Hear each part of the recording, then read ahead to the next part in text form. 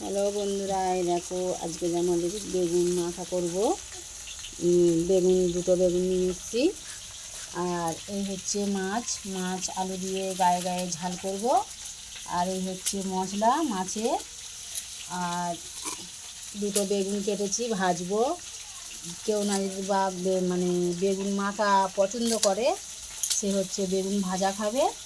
আর মুসুর ডাল সিদ্ধ করব। বন্ধুরা, আজকের আমাদের দুপুরের মেনু। দেখো তো কি মাছ বলো তো বন্ধুরা?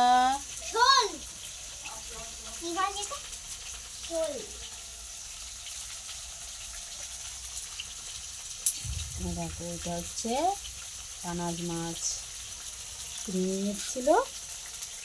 আর এই হচ্ছে আজকে আমাদের দুপুরের মেনু। একটু পরে আবার আসছি, রান্না হয়ে গেলে।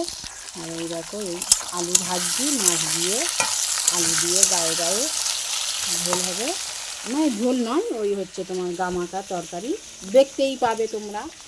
আর বেগুন মাখাটা কে কে পছন্দ করো কমেন্টে জানাবে বন্ধুরা। এটা হচ্ছে আজকের নতুন রেসিপি, বেগুন মাখা।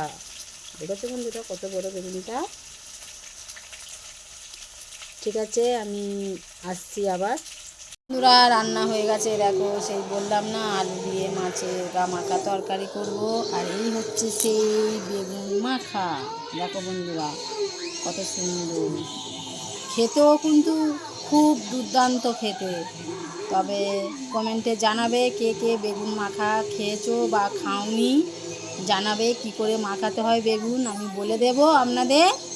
বেগুন মাখা একবার করে খেয়ে দেখবে বন্ধুরা, হেভি সুন্দর খেতে। আমি দুটো বেগুনের ভর্তা করে এই মাখা করেছি, এই এই এতটা হয়েছে দেখো বন্ধুরা।